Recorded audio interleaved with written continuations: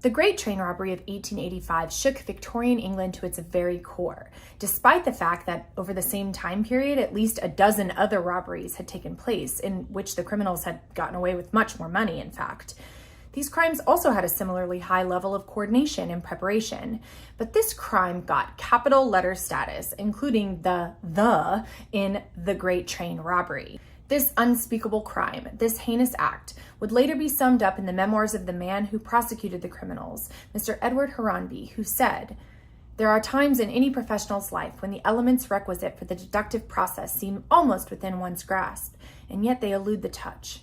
These are the times of greatest frustration, and such was the case of the robbery of 1855.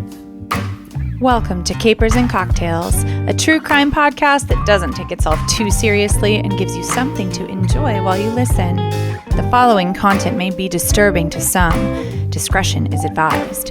If you're enjoying one of our themed cocktails, ensure you're of legal drinking age and have fun, but drink responsibly. Because we are hopping across the pond for today's caper, we have to do a British drink. Pimm's has a dark brown color with a reddish tint and a subtle taste of spice and citrus fruit. Pimm's Cup may be one of England's favorite summer drinks, so let's get a head start on the summer, shall we? Pimm's No. 1 was invented by an oyster bar owner, James Pimm, in 1823, and is a gin-based liqueur mixed with bitter and spiced flowers. At first, it was considered a health drink, so to our health, I suppose. Around the late 1800s, the product began to be consumed for pleasure as well as for health, and so it's quite possible that our characters today enjoyed a drink or more made with Pimm's No. 1. Let's start with our cocktail. We'll take 2 parts Pimm's No. 1 and a half a part lemon juice and add it to a glass with ice. Then we'll top with ginger ale and stir briefly to combine. The fun part of this drink is the garnishes, so you can add any garnish that you choose. For mine, I added cucumber, strawberry, a mint sprig, a lemon wheel, and an orange wheel. For our mocktail, we'll take 3 parts lemon seltzer or lemon fizzy water, 2 parts lemonade, and a half a part lemon juice. We'll add that to the glass as well as a teaspoon of grated ginger. Then we'll top it with ginger ale and stir briefly to combine. To that, we'll add those fancy garnishes, cucumber, strawberry, and mint, and if you want, lemon and orange or anything you want. Now that you've got your drink, let's hop on the train, shall we, to a crime that indeed had a profound impact on the everyday life of Victorian England in the mid-19th century. A crime of the century, if you will. During the 90 or so years before the Great Train Robbery, the Industrial Revolution smacked England right in the face. Dirty moths, child labor, all that jazz. But the most recognizable, symbolic proof of progress was the railroad. Prior to 1830, there were almost no railways in England. If you wanted to go from one city to another, you had to go by carriage, horse and carriage. By 1838, more than 600,000 people were being taken each year between Liverpool and Manchester, England, by train. That is pretty staggering growth by any measurement. We're talking about 8 years. And the British, they loved the railroad, revered it even, could not even imagine that those in the criminal class could ever broach that pinnacle of progress. Well, gentlemen, prepare to catch your swooning ladies, because the railroad is our target today.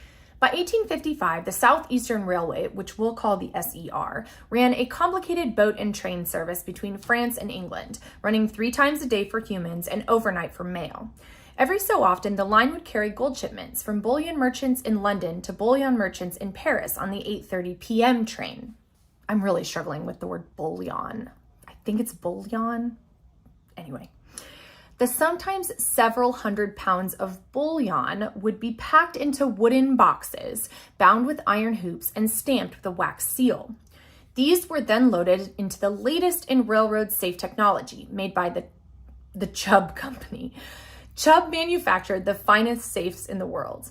Everyone that knew Chubb knew that their products were made with skill and workmanship. These particular safes were custom-made tempered steel and used interior hinges that could not be tampered with. They weighed 250 pounds each, so impractical to haul them off somewhere, and they opened at the top. They also needed 2 keys to open. Those keys were held separately by SER officials, and the company ensured that no individual held both keys at the same time. Sounds like a fair amount of security, right? Enter William Pierce. William Pierce was a former employee of the SER. He had been sacked after they found out he was a gambler. Apparently, the SER was big on morals in the 1800s.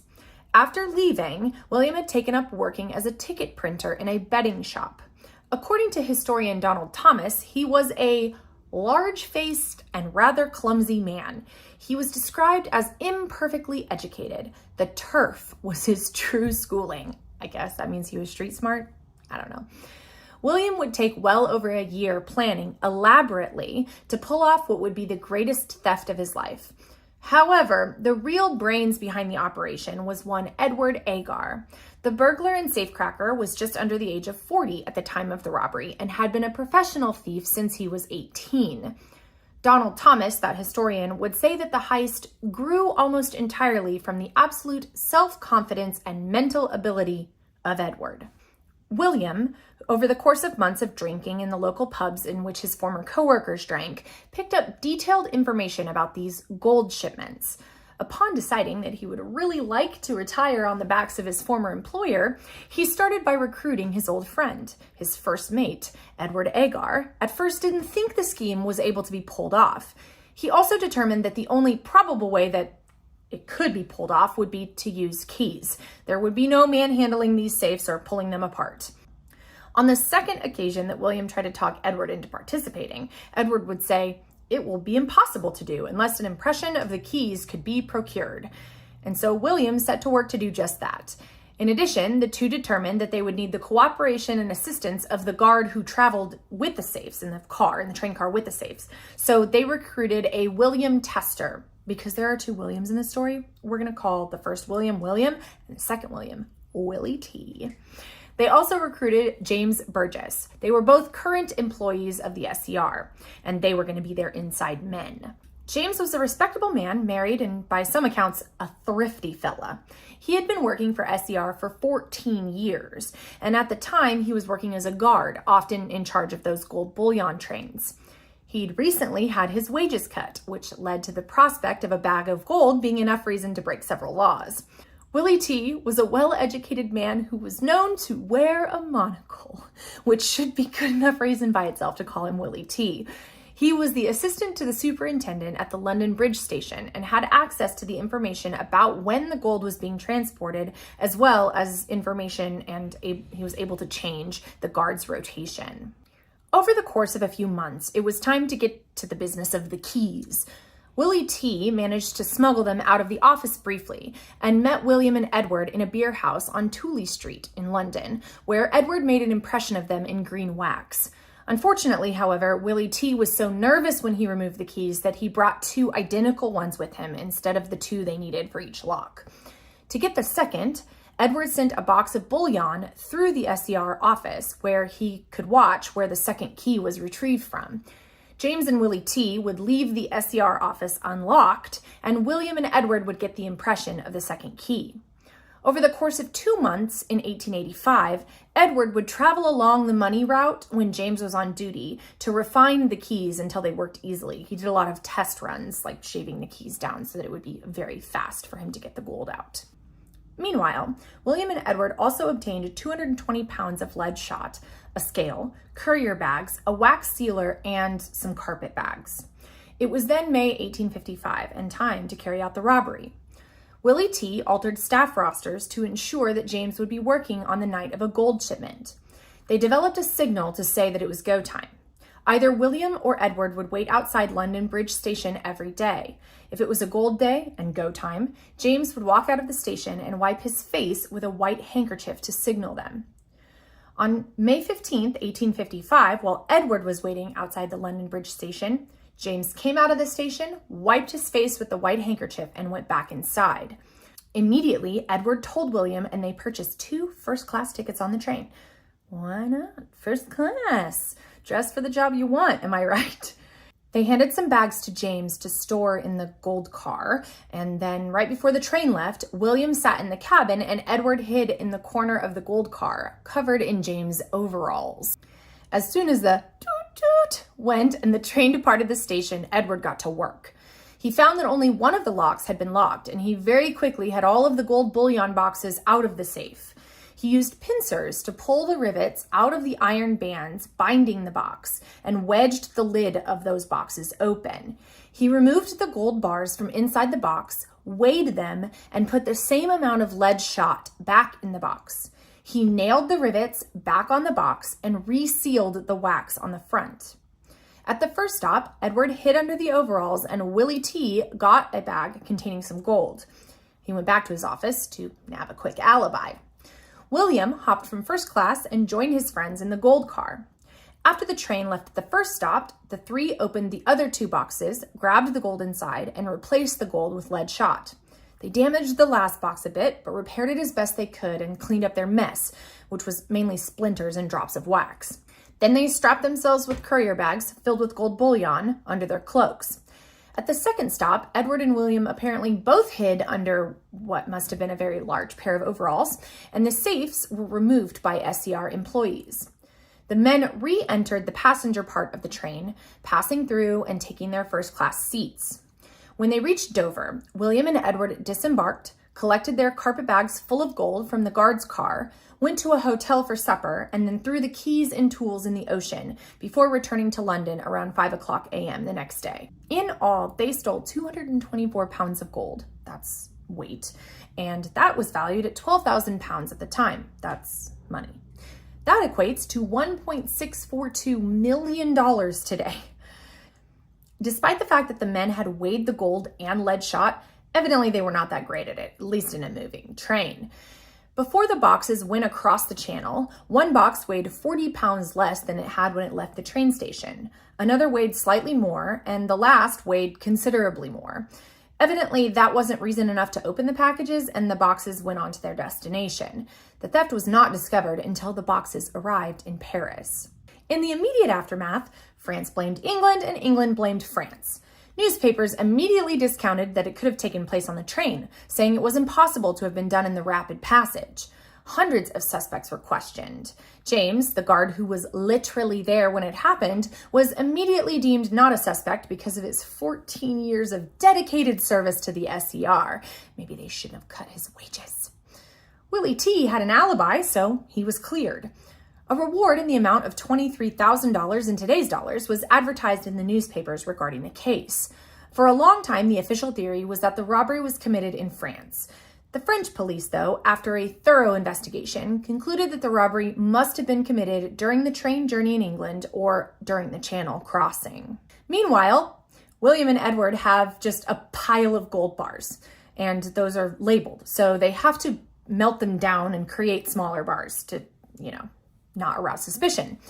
They do this in a house that Edward was staying in with a girlfriend. More on her in a minute. They actually briefly set fire to the floor of the house in which they were doing it when one of the crucibles they were using to melt down the bars cracked, spilling molten gold on the floor. They split the proceeds evenly amongst all four men. Immediately, William opened a betting shop, claiming he'd won the money to open the shop through a lucky bet. Willie T put his money into bonds. Enter that soon-to-be jilted lover. 23-year-old Fanny Kay was Edward's girlfriend and baby mama and lived with him in the Golden House. Things were not going so well in their relationship during this time, and he moved out of the house and in with William for a while. He also, met another lady, 19-year-old Emily Campbell. When Edward went to jail for check fraud related to his relationship with Emily and received a life sentence at that, Fanny became a bit, jilted, but also desperate for money to support herself and her child. You see, Edward, after being convicted, had asked William to pass on some money to Fanny for the care of his child after he was sent to Australia to fulfill his life sentence. He gave William at least 950,000 modern American dollars, but Fanny didn't get one penny. When Fanny realized that William, train burglar extraordinaire, had stolen her money, she went to see the governor of Newgate Prison, John Weatherhead, and told him that she knew who had done the Great Train Robbery. She took them to her house and showed them the gold flecks and burnt floorboards, as well as evidence the fireplace had been used at a very high temperature. When presented with the evidence, as well as realizing that William had not kept his word to support Fanny and his daughter, Edward told the lawmen everything, turning, get this, Queen's evidence. On November 5th, William and James were arrested. Willie T was living in Sweden at the time, so he didn't get arrested at the same time, but he would soon be arrested and join his friends. All three men, William, Willie T, and James, would plead not guilty.